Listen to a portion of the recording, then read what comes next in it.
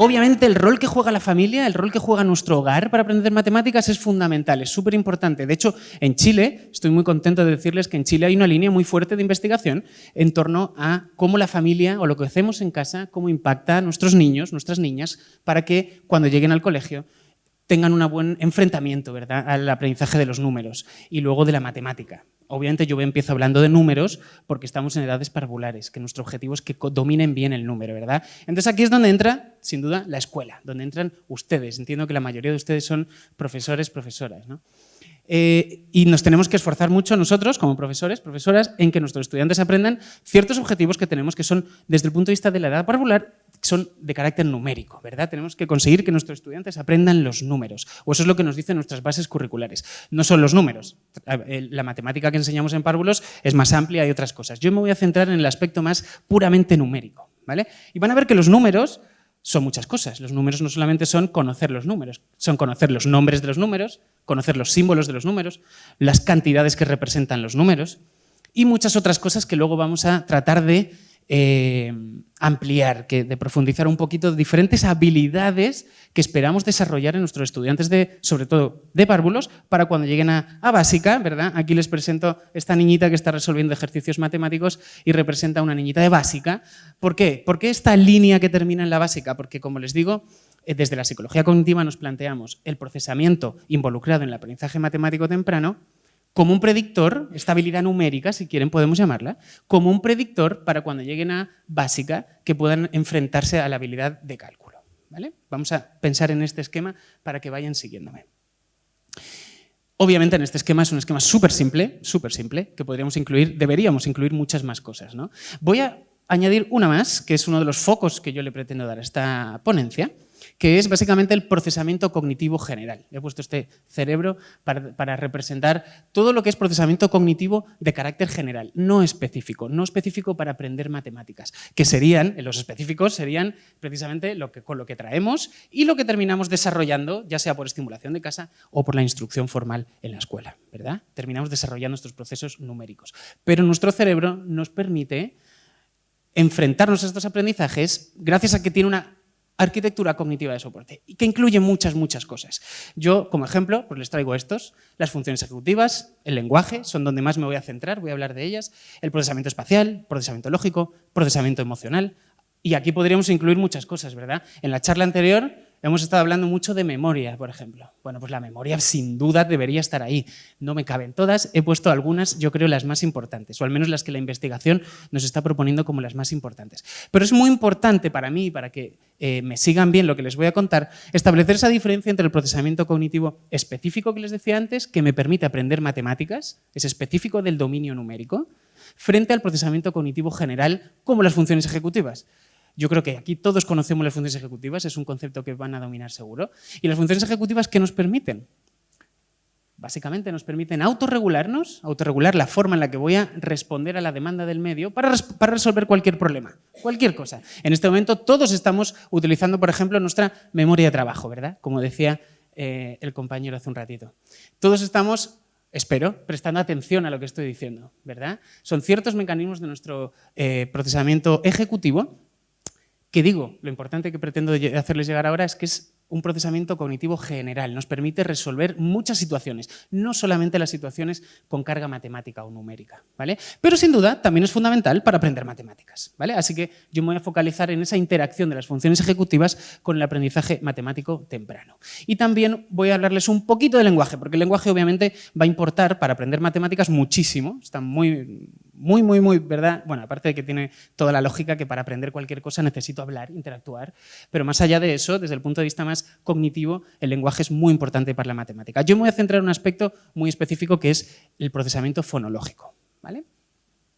Así que bueno, vamos a hablar ese primer punto que les decía, donde me voy a responder el con qué llegamos, y también les voy a hablar de la arquitectura cognitiva de soporte, centrándome en funciones ejecutivas y lenguaje, y voy a hablarles también, pues eso, de la habilidad numérica que esperamos que nuestros estudiantes desarrollen en edad de educación parvularia sobre todo, ¿vale? Yo creo que con este esquema estamos bien coordinados para poder contarles todo lo que les quiero contar. Además de que fíjense que cuando les hable, sobre todo, bueno, en realidad en los tres, pero sobre todo en el punto 3 creo que el mensaje va a quedar más claro, es que uno de los mensajes que pretendo trasladar ahora es ¿qué partes del cerebro estamos nosotros entrenando a nuestros estudiantes para que aprendan matemáticas. ¿Qué significa aprender matemáticas? No solamente significa que puedan resolver ciertos ejercicios, enfrentarse a situaciones con carga matemática, ¿verdad? Enfrentarse y solucionar problemas que tengan carga matemática, pero en nuestro cerebro tiene que pasar algo para que aprendamos matemática, ¿no? Tiene que haber cambios neuronales para que podamos hablar de aprendizaje, ¿vale? Es verdad que es una mirada muy biologicista, si quieren, pero sin duda tiene que estar. Es una parte de toda la película del aprendizaje, ¿no? Así que voy a tratar de centrarme en eso, en cómo yo creo que me gusta la expresión de qué partes del cerebro estamos entrenando cuando enseñamos matemática, ¿vale? Vamos a hablarlo un poquito en ese sentido. Así que bueno, vamos con el punto 2, que es esa pregunta que decía de ¿con qué venimos? ¿Con qué venimos? Y voy a hablarles precisamente de estos dos sistemas de representación o dos sistemas cognitivos, el sistema de representación de magnitudes y el sistema de individualización paralela. Tiene un nombre un poquito difícil de recordar, pero van a ver que tiene sentido cuando se lo explique. Si no lo conocen, tal vez algunos ya lo conocen. Bueno, de nuevo les pongo esta guagua.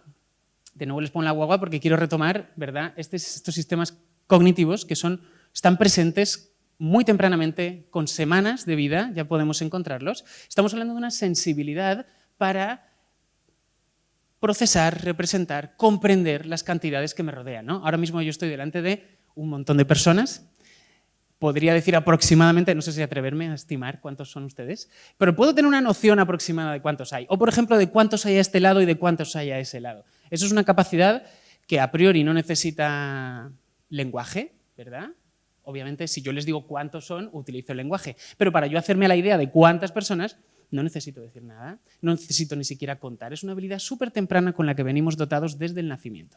Fíjense que cuando somos muy chiquititos, bueno, perdón, antes de adelantarme con eso, esta habilidad es tan importante que está presente no solamente en humanos. Esto no es una cualidad humana per se, está presente en prácticamente casi todos los animales. Lo vamos a encontrar en otros primates, lo vamos a encontrar en otros mamíferos, como roedores, lo vamos a encontrar en aves, lo vamos a encontrar hasta en peces, animales tan diferentes a nosotros. Y son capaces de discriminar cantidades, de darse cuenta de si un conjunto es muy grande o, por ejemplo, un conjunto es muy pequeño.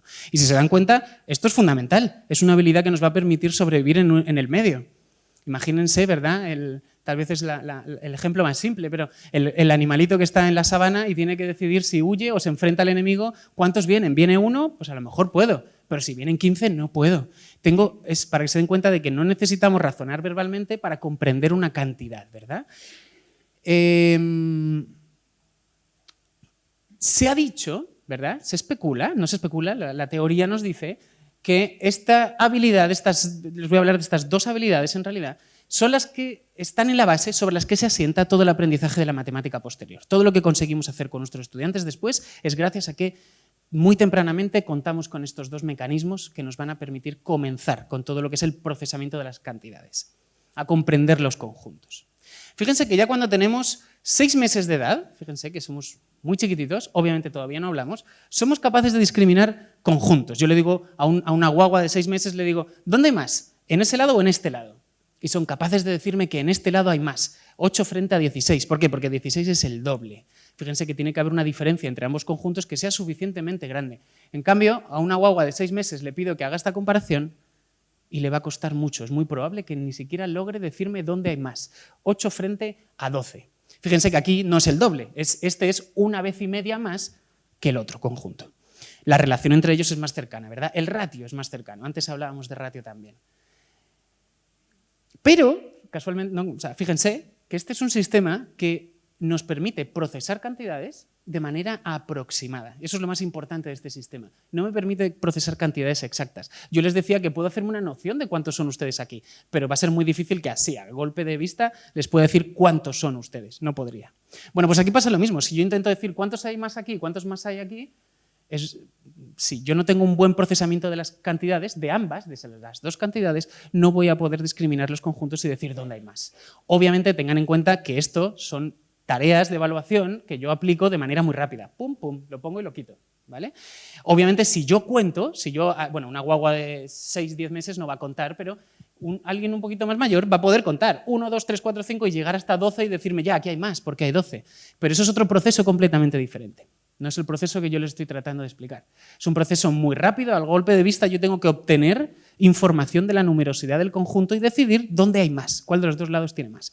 Bueno, pues es una habilidad, como les digo, de carácter aproximado. Es muy difícil hacer esto y además es aproximada durante toda la vida. Lo que pasa es que va ganando exactitud, va ganando o va perdiendo, si quieres, esa naturaleza aproximada. Nunca la pierde del todo. Como les digo, yo, adulto, no soy capaz de saber cuántas personas tengo delante sentadas si no las cuento. ¿Vale? Pero sí puedo decirles que habrá pues unas, no sé, ¿cuántas personas podemos estar aquí? Unas 80, 100 tal vez, no sé, a lo mejor soy malo estimando, habría que ver.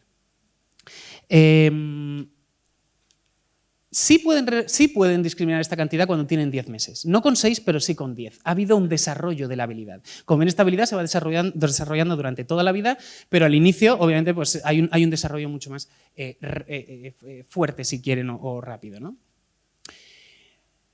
Pero con 10 meses, fíjense que con 10 meses no son capaces de discriminar entre 8 y 10. Dos conjuntos que tengan 8 y 10 elementos, ¿vale? Para que vean que la dificultad que tenemos para representar conjuntos si no utilizamos símbolos. Aquí es donde está la clave, que no estamos utilizando símbolos. Esa es la razón por la que tenemos que aprender los símbolos numéricos, que es una herramienta cultural que hemos desarrollado a lo largo de mucho tiempo, pero que no existían. El ser humano no venía preparado para aprender números. Es algo que nos forzamos a aprender, ¿vale? Ahora voy a profundizar un poquito en esa idea también.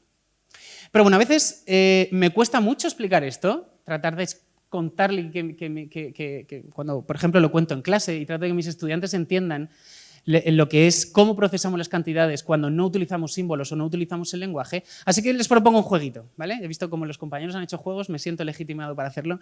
Les voy a proponer un juego y les voy a pedir que yo les voy a mostrar conjuntos, uno, luego otro, luego otro, luego otro, ¿vale? Y entonces les voy a pedir que me digan, que detecten, que identifiquen cuándo la numerosidad del conjunto cambia. Cuando el conjunto, de hecho, cuando incrementa. Cuando ustedes creen que el conjunto que están viendo es mayor que el conjunto inmediatamente anterior que les presenté.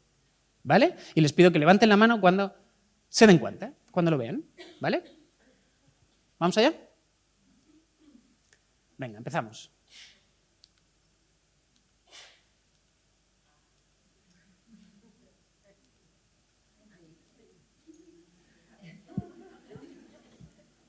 Bueno, había la mayoría en el último, casi el último, ¿no? Algunas manos se levantaron antes, ¿o no? ¿Sí?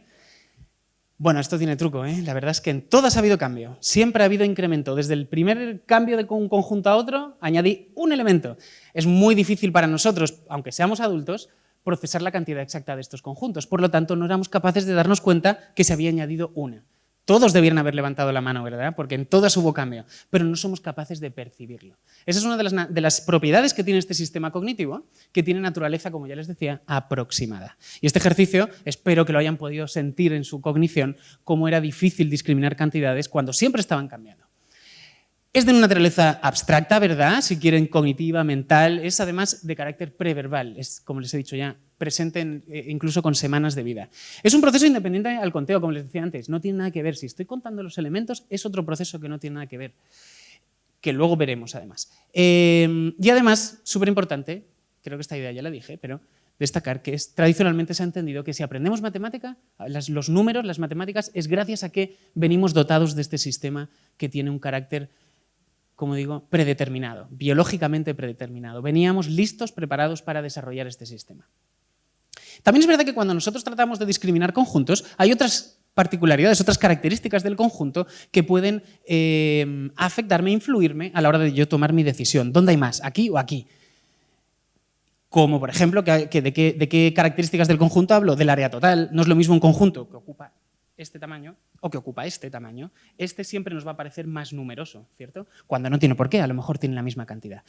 ¿Por qué les cuento esto? Porque cuando nosotros percibimos cantidades, y lo que les he pedido que hicieran ahora, ese ejercicio, ustedes se han focalizado en extraer la cantidad que tenían los conjuntos, pero en realidad han estado procesando un montón de información de esos conjuntos.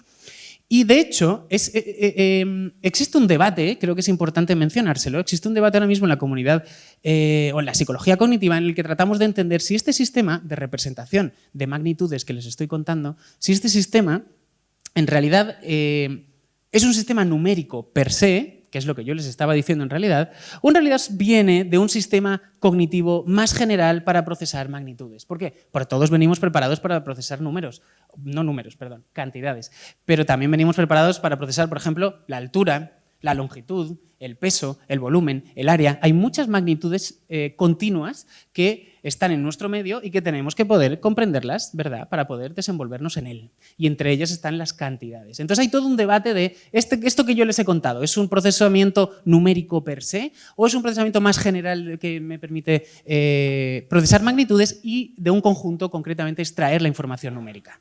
Bueno, no les puedo dar esa respuesta porque no la tenemos todavía, pero por lo menos que conocieran esa pregunta que nos estamos haciendo pero sobre todo, en todo caso, que tengamos en cuenta que el sistema, la naturaleza provenga de esta mirada más general o más específica, en todo caso contamos con ella y nos permite aprender las matemáticas después. Vamos a repetir el ejercicio, ¿vale? Les voy a pedir que repitamos el juego. Esta vez, bueno, va a ser lo mismo, les voy a presentar conjuntos, uno detrás de otro, y ustedes me van a levantar la mano cuando vean que el conjunto cambia. Ojo, en este caso no solo van a incrementar, puede que disminuyan también, ¿vale? Si detectan un cambio, ya sea hacia arriba o hacia abajo, levantan la mano, ¿de acuerdo? Vamos allá.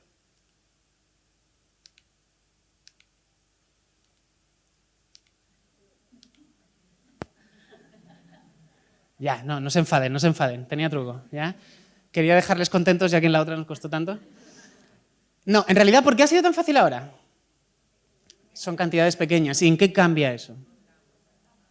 ¿Cómo? Pueden contar. Fíjense que eso es precisamente un punto muy importante. ¿Pero han contado? Yo les puedo hacer esa pregunta. ¿Han contado? En realidad no han contado. Nadie se ha dedicado a monitorear cada una de las cantidades y decir este es el 1, este es el 2, el 3 y sacar de ahí una cantidad. En realidad lo que ha ocurrido es que han procesado conjuntos, han extraído la información numérica de los conjuntos utilizando el sistema de individualización paralela, que es el segundo del que les estaba hablando, que son estas habilidades tan tempranas con las que venimos.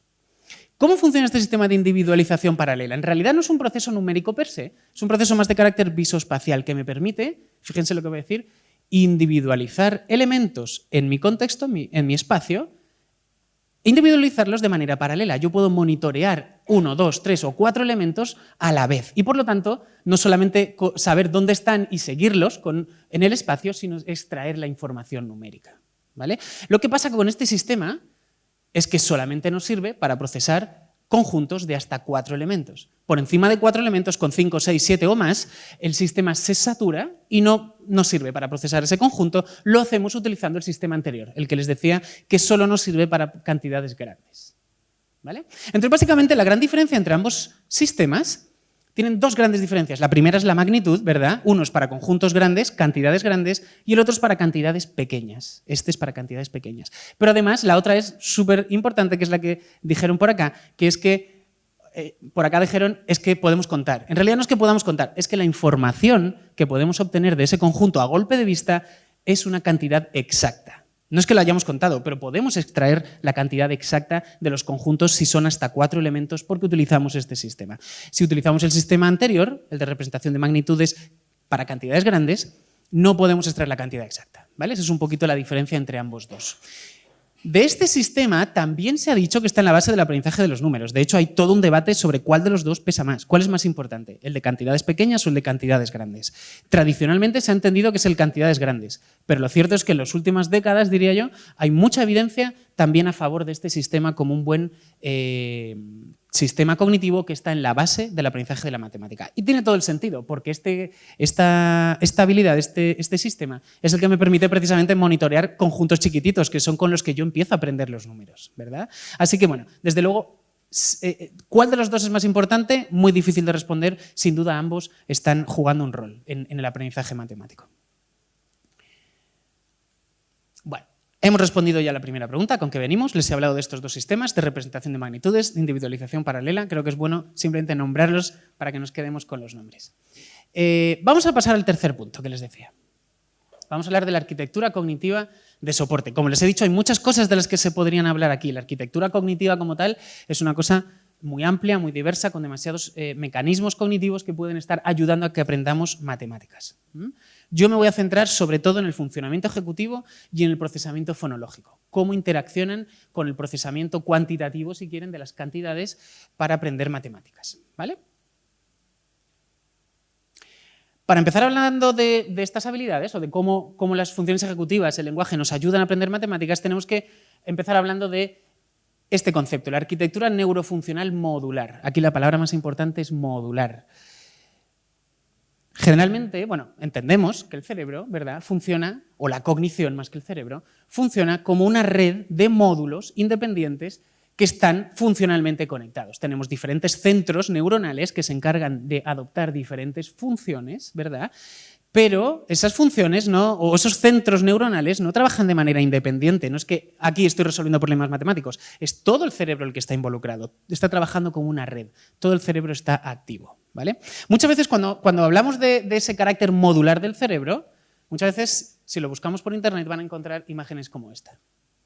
¿Les suena esta imagen? ¿La habrán visto seguro? Sí, esta es una imagen de Google. Si entran a Google ahora y ponen cerebro o imagen de cerebro, ponen cerebro y ponen imágenes, van a salir 800.000 cerebros divididos en sus dos hemisferios. Uno es el lógico, muchas veces le llamamos el lógico, y otro es el creativo, el aventurero, no sé cuál de esas palabras utilizar. El creativo está ahí abajo. No sé qué piensan de esto, me gustaría indagar, preguntarles, pero no sé si lo saben que esto en realidad no es cierto. Esto es un neuromito. Nuestro cerebro, obvio que está dividido en dos hemisferios, pero esos dos hemisferios no trabajan de manera independiente, trabajan de manera absolutamente coordinada. No existe eso del cerebro lógico en un lado y el cerebro creativo en el otro. Eso no es cierto. La creatividad, que para empezar es una habilidad súper compleja de determinar dónde ocurre, es algo que sin duda ocurre en todo el cerebro. Y lo mismo con el razonamiento lógico, pasa lo mismo. De hecho, para explicarles que este neuromito no es cierto, vamos a poner algunos ejemplos del procesamiento matemático. ¿Qué ocurre en nuestro cerebro cuando estamos enseñando matemáticas a nuestros niños, ¿vale?, y a nuestras niñas? Así que dejemos atrás ese neuromito. Les presento esto es un hemisferio izquierdo. Esto es un hemisferio izquierdo, donde les enseño los lóbulos, ¿no, verdad? El lóbulo frontal, el lóbulo parietal, el lóbulo temporal y el lóbulo occipital. Yo me voy a centrar sobre todo en estos tres. El occipital no voy a hablar tanto de él, pero obviamente el occipital siempre juega un rol cuando hacemos matemáticas porque es donde se encuentran, ¿verdad?, aquí atrás, donde se encuentran los centros de la visión. Entonces todo lo que yo veo pasa por el lóbulo occipital. No me voy a centrar tanto, obviamente, en la visión ahora. Fíjense que les voy a hablar de estas dos áreas del cerebro, que son el surco intraparietal. No importa tanto los nombres, yo creo, no se asusten con ellos, pero sobre todo entender un poquito cómo funciona, ¿verdad? El surco intraparietal y el lóbulo parietal posterior superior. Ambos con carácter bilateral. Fíjense que pone bilateral. ¿Por qué? Porque está en ambos hemisferios, ¿vale? No solamente estamos hablando de ese centro que esté en uno de los dos. Estas dos partes del cerebro, estos dos centros del cerebro, son los que se han encargado ahora mismo en todos ustedes, en todos nosotros, de hacer esa comparación, de determinar si el conjunto había cambiado. Es ahí donde hemos resuelto esa pregunta. Eso no significa que el resto del cerebro no estuviera operando. Todo el cerebro estaba participando, porque para empezar estaban mirando, el lóbulo occipital estaba participando, estaban levantando la mano, todo el procesamiento motor estaba involucrado, estaban tomando decisiones, estaban prestando atención. Hay muchas cosas que estábamos haciendo, el cerebro entero estaba participando. Pero ¿dónde se tomó la decisión de el conjunto ha cambiado? En esos lóbulos parietales, ¿vale? Estas zonas del cerebro vienen predeterminadas biológicamente para trabajar las cantidades, para procesar las cantidades. Son las donde vamos a encontrar este procesamiento tan inicial del que les hablaba antes, ¿vale? Estas habilidades con las que venimos. Es aquí donde ocurre.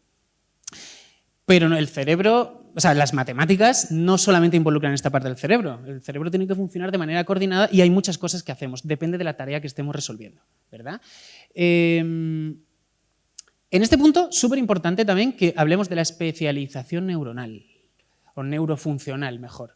Es muy probable que muchos de ustedes conozcan este término, tal vez algunos no. Está muy relacionado también con el concepto de plasticidad, que seguro que lo conocemos todos, que básicamente es esa capacidad de cambio que tiene el cerebro. El cerebro es súper plástico, nos permite cambiar, y ese cambio, esa plasticidad, es precisamente lo que nos permite aprender.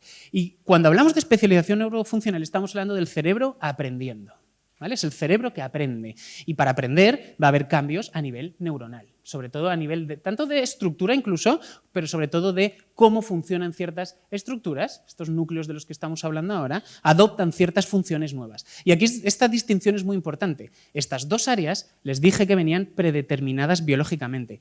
Nosotros nacemos preparados para que estas dos partes, digamos el lóbulo parietal, se encargue de procesar cantidades. Eso va a pasar sí o sí. Pero no viene preparado, por ejemplo, nuestro cerebro para aprender los números. Nosotros somos Venimos preparados para procesar cantidades, pero los números tenemos que hacer un esfuerzo enorme por aprenderlos, ¿verdad? Por lo tanto, vamos a hablar de que aprender los números implica una especialización neuronal. Nuestro cerebro tiene que especializarse en aprender los números. Les voy a hablar de otras áreas. Por ejemplo, el giro angular. El giro angular, fíjense que este es izquierdo. Solamente está su actividad para lo que hoy voy a contarles, solamente ocurre en el lado izquierdo, concretamente lóbulo temporal. Es un centro involucrado en muchas funciones lingüísticas, sobre todo en funciones de carácter fonológico. Voy a detenerme un poquito ahí, ¿vale? Y fíjense que les voy marcando aquí ya en amarillo aquellas áreas que en realidad estoy nombrándolas como especializadas, que tienen que aprender esta función. El giro angular no venía preparado para hacer lo que les voy a contar que hace, ¿vale? Tenemos que entrenarlo para que lo haga. Y luego también les voy a hablar de la corteza prefrontal, ¿verdad? Este lóbulo frontal, que es donde se aloja todo el funcionamiento ejecutivo. Cuando hablamos de funciones ejecutivas, ¿dónde ocurre eso? Ocurre en nuestro lóbulo frontal. Por ejemplo, antes hemos hablado, ¿verdad? En la charla anterior hemos hablado mucho sobre memoria de trabajo, esa información que tenemos que mantener activa para poder resolver una tarea. ¿Eso dónde está ocurriendo? En nuestro lóbulo frontal, ¿verdad? La atención que prestamos, ustedes están prestando atención para acá, sus lóbulos frontales ahora están súper activos para escucharme, entenderme lo que estoy diciendo. Ustedes han llegado aquí planificando su acción, no se pusieron a caminar para allá, se pusieron a caminar para acá. Hay que planificar una acción cuando uno tiene que resolver cualquier problema, ¿vale? Entendiendo problema en término muy amplio de incluso venir hasta aquí, ¿no? Por ejemplo, la inhibición conductual, el emitir respuestas que son adecuadas a mi contexto y no respuestas que no son adecuadas, ¿no? Por ejemplo, cuando tenemos en clase el niño que se levanta y se pone a correr, eso es algo que él no debe hacer, es una regla de la clase. ¿Qué le está pasando? Está fallando una función ejecutiva que es la inhibición, no está inhibiendo la respuesta de estar sentado, que es lo que tiene que hacer, ¿verdad? Es algo muy frecuente, ¿cierto? Otras habilidades ejecutivas que podemos nombrar, la flexibilidad cognitiva, súper importante. Cuando yo tengo que realizar una acción, si esa acción, mi plan no funciona, tengo que ser capaz de cambiar de acción y llevar a cabo otra estrategia para resolver el problema, ¿verdad? Eso es la flexibilidad cognitiva, también súper importante. Bueno, todas estas habilidades que básicamente, ¿qué es lo que nos permiten? Autorregularnos. Autorregularnos en el medio, ¿verdad? Y, perdona, te voy a preguntar, ¿me quedan 5 minutos? No, ya, ok. Ya. Si me quedan 5 minutos voy muy mal, calculé muy mal. Pero bueno, voy a seguir hasta donde pueda. Bueno, les decía, ¿verdad? Todo este funcionamiento ejecutivo que sabemos que es súper importante y tenemos que entrenarlo en nuestras salas de clase. No entrenarlo, pero por lo menos contar con él. Es una herramienta que tienen nuestros estudiantes y que tenemos que poder utilizar para acercarnos a ellos y que aprendan, que aprendamos, ¿no? Así que bueno, empezamos hablando del giro angular, muy rápido, simplemente contarles que trabaja la información fonológica. Y nosotros en la matemática diríamos, bueno, en la información fonológica pues es súper importante. Súper importante, por ejemplo, si yo les digo, ¿cuánto es 2 por 3? Todos enseguida han pensado que 2 por 3 son 6, ¿no? ¿Alguien ha hecho un cálculo? Nadie ha hecho ningún cálculo. Están recuperando una información que tienen almacenada en su memoria a largo plazo. Y esa memoria la tenemos almacenada en formato puramente lingüístico, fonológico, ¿verdad? El giro angular, como les decía, se encarga del procesamiento fonológico, que es procesar los sonidos del habla. Y entonces está involucrado en muchas habilidades lingüísticas y, por ejemplo, entre ellas la lectura. Cuando pedimos a nuestros estudiantes una tarea de conciencia fonológica, es el giro angular el que estamos entrenando para que adopte esa función, ¿vale? Y se ha visto que en una red con el hipotálamo, que es esta estructura naranja que ven ahí, que es subcortical, se encuentra en el diencéfalo y que tiene un rol súper importante para la memoria, es el centro que nos permite almacenar y recuperar memoria. En coordinación con el giro angular es la manera en la que nosotros almacenamos cálculos numéricos, hechos numéricos se llaman, 2 por 3 son 6, o 5 más 2 son 7, nadie tiene que sumar, podemos resolverlo automáticamente porque lo tenemos almacenado en la memoria. Bueno, pues es gracias a esta red. Esta red la estamos trabajando mucho cuando, por ejemplo, les pedimos a nuestros estudiantes que aprendan las tablas de multiplicar. Bueno, voy a centrarme ahora en lo que llamamos la red frontoparietal. Esa línea representa la conexión entre el lóbulo frontal, que se encarga, como he dicho, de funciones ejecutivas, y del lóbulo parietal, que se encarga del procesamiento de las cantidades. Ojo, el lóbulo parietal se encarga de muchas otras cosas, pero yo me estoy centrando, ¿verdad?, en el procesamiento más numérico cuantitativo. Fíjense que cuando un niño o una niña está resolviendo un ejercicio matemático, imagínense de un niño o una niña que todavía no conoce los números, que está aprendiendo los números. Supongamos en edad de párvulos, yo estoy resolviendo un ejercicio de dime, por ejemplo, este número a qué cantidad representa y tengo que enlazarlo. Para yo poder hacer eso, si estoy todavía aprendiendo los números, mis lóbulos parietales todavía no conocen los símbolos, o están empezando, si quieren, a conocerlos, no están especializados todavía, ¿cómo voy a poder resolver la tarea si aún no conozco los símbolos? La manera que nuestro cerebro responde o que se implica en la tarea es a través de este funcionamiento ejecutivo. Me permite desplegar todos los mecanismos cognitivos de autorregulación que tengo para focalizarme en la tarea, prestar atención, monitorear la información, mantener esta información en la memoria de trabajo para poder responder la tarea, inhibir conductas que no corresponden. Es decir, hay mucha carga cognitiva involucrada en resolver el ejercicio. Por eso esta red frontoparietal, es decir, están trabajando coordinados estas partes del cerebro, digamos. Ay, perdón, se me ha ido para atrás, a ver. Bueno, de hecho se lo voy a enseñar aquí en este dibujo. Es un estudio, fíjense, en el que los niños de entre 4 y 11 años tenían que emparejar cantidades. Yo te doy un número, conjunto, tú me dices a cuál corresponde cuál, y se vio en este estudio, fíjense cómo podemos ver a nivel bilateral también, en ambos hemisferios, cómo hay parte del lóbulo frontal que se está activando coordinado en paralelo con el lóbulo parietal. Están trabajando conjuntamente para que estos niños entre 4 y 11 años puedan resolver esta tarea, que para un adulto sería muy simple. Para un adulto, si tiene que resolver esta tarea, es probable que, es decir, en este momento para los niños, esa coordinación es fundamental. Sin ella les costaría muchísimo resolver la tarea, para que entendamos también ese peso que juegan las funciones ejecutivas, sobre todo a edades tempranas. Cuando yo soy adulto y trato de resolver la tarea, como mis lóbulos parietales se han especializado en comprender las cantidades y los símbolos numéricos también, las regiones frontales que están encargadas de monitorear más la tarea, de focalizarme en la tarea, no son tan importantes, no son tan necesarias. No necesitamos que presten esa atención o desplegar tantos recursos cognitivos. ¿Por qué? Porque ha habido una especialización parietal, ¿vale? Entonces ya somos capaces de procesar la matemática y lo hacemos con mucho menos coste cognitivo. Bueno. Simplemente para terminar, ahora que le estoy hablando un poquito de la arquitectura y de la especialización, que destaquemos que fíjense que he puesto en amarillo ahora las áreas parietales. ¿Por qué? Porque en realidad las áreas parietales yo les he dicho que son biológicamente predeterminadas, pero lo cierto es que también tienen que especializarse. Ok, nacemos o venimos muy tempranamente, venimos con esa capacidad para comprender cantidades, pero no los símbolos hemos dicho. ¿Qué es lo que ocurre? Hemos visto que hay una especialización, sobre todo en el lado izquierdo, parietal izquierdo de estas áreas, concretamente del surco intraparietal, que se especializa en procesar los símbolos, cuando ambos, tanto el izquierdo como el derecho, están procesando los conjuntos, que es la habilidad que ya traemos per se, ¿vale? En nuestra arquitectura cognitiva. Pero tenemos que enseñar a nuestro lóbulo parietal a procesar los símbolos. No solamente ocurre en el lóbulo parietal, pero desde luego creo que esta distinción entre el izquierdo y el derecho para entender cómo nuestro cerebro o dónde aprende los símbolos, pues será interesante, ¿no? Es decir, dicho con otras palabras, cuando yo como profe estoy trabajando con mis estudiantes en edades iniciales y estoy logrando que se aprendan los números, lo que estoy haciendo es entrenar sus lóbulos parietales, que además están trabajando de manera coordinada con su lóbulo frontal. Por eso las funciones ejecutivas son tan relevantes, ¿verdad? Sobre todo, bueno, las funciones ejecutivas son relevantes en cualquier momento de la vida, pero sin duda cuando estamos enseñando ciertas cosas, ciertos aprendizajes tempranos, porque necesitamos focalizarnos en la tarea para ir especializando esas áreas que después van a adoptar estas funciones.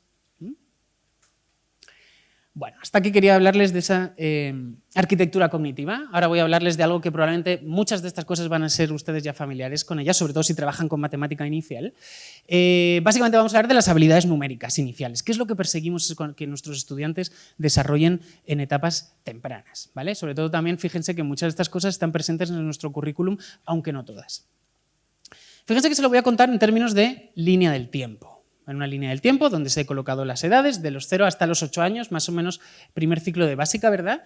Y vamos a ir viendo un poquito qué habilidades esperamos que nuestros estudiantes, o por lo menos las que desde la psicología cognitiva hemos determinado que son muy importantes, predictores muy importantes para el cálculo aritmético cuando llegamos a básica, ¿vale? Bueno, como digo, voy a poner el foco aquí entre los 4 y los 6, pero vamos a ir viendo desde los 0 hasta los 8 más o menos. Obviamente tengo que empezar presentándoles este sistema de representación de cantidades que incluye los dos que les decía antes, en términos de con qué venimos, ¿no? Esta habilidad se desarrolla desde muy tempranamente y hasta, en realidad, a lo largo de toda la vida. Lo he cortado ahí a los 8, pero vamos, esa línea roja en realidad continúa, ¿vale? No voy a profundizar porque es lo que ya hemos hablado.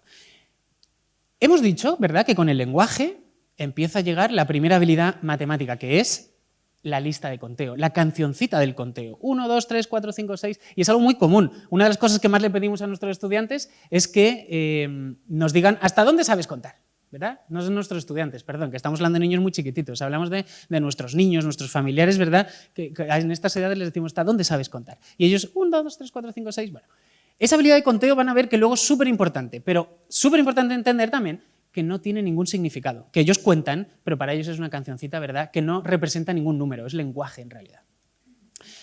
Empezamos a trabajar con cantidades con la correspondencia 1 a 1. Seguro que conocen los principios de conteo, ¿verdad? Seguro que ese concepto no es nuevo. Los principios de conteo de Gell-Mann y Galistel, y entre ellos destacamos ahora la correspondencia 1 a 1, que básicamente es que cuando yo tengo un conjunto, cada etiqueta que asigno, el 1, el 2, el 3, tengo que asignar cada etiqueta a un elemento, porque si no hago eso me voy a equivocar en el conteo. Eso me lleva, una consecuencia de la correspondencia es la equivalencia numérica. La equivalencia numérica es el conocimiento que voy a desarrollar de que el 1 es a la primera etiqueta, el 2 a la segunda, el 3 a la tercera. Es decir, a cada número representa un elemento en concreto de la lista, ¿vale? En estas etapas, fíjense, antes de llegar a edades de párvulos, en torno a los 2-4 años, estamos en lo que llamamos el nivel de subconjuntos. Los estudiantes en este momento, nuestros niños, porque no sé si en este momento no todos van a ser estudiantes todavía, ¿verdad? Nuestros niños y niñas están siendo capaces de aprender el significado de cada uno de los números. En torno a los 2 años y medio, sí, entre los 2 diría, empezamos a comprender la cantidad del 1. Si yo le pido a un niño que me dé 1, va a poder dármelo, pero si le digo que me dé 2, o 3 o 4, no va a poder. Me va a entregar un número aleatorio, completamente aleatorio, ¿verdad? En la cantidad 2 la aprendemos en torno a 6 meses después. Somos capaces de, si te pido 2, me vas a dar 2. En la cantidad 3 lo mismo, unos 6 meses después. Y la cantidad 4 unos 6 meses después. Fíjense, importante aquí destacar que cuánto tiempo pasa entre que un niño o una niña es capaz de comprender la cantidad 1, 2, 3 o 4. Pasan como 6 meses de uno a otro. Es muchísimo, es un periodo muy largo en términos de desarrollo de aprendizaje. Y fíjense que en este momento, en torno a los 4 años, cuando llegamos a párvulos, desarrollamos una habilidad que seguro que todos van a conocer, ¿verdad? Otro principio de conteo que es la cardinalidad. La cardinalidad, que es la habilidad, ¿verdad? Cuando yo cuento un conjunto, la última etiqueta dada es el total del conjunto. La cardinalidad es un salto cognitivo que nos permite comprender muchos más, todas las demás cantidades. Por ejemplo, el 5, el 6, el 7, el 8 se aprenden de manera mucho más rápida cuando he desarrollado la cardinalidad. Es obvio, la cardinalidad nos da esa sensación de conjunto. ¿Se nos acabó el tiempo? Ya, perdonen. Bueno, se lo voy a poner entero para que vean las que le iba a decir, por lo menos. No sé por qué calculé tan mal mi tiempo, les pido disculpas, calculé fatal mi tiempo. Pero bueno, al menos simplemente destacarles, fíjense, estas 2 son muy importantes, se ha dicho que podría con ellas aprender los números. Y además estas 4 se han destacado también, perdón, ahí se me fue. Estas 4 se han destacado también como que son las que nos permiten comprender el concepto de número que se ha hecho. Sí, bien, muchas gracias. Fuerte el aplauso para Cristian también. Perdón, Cristian, en honor al tiempo, tenemos otra sala y otros relatores también.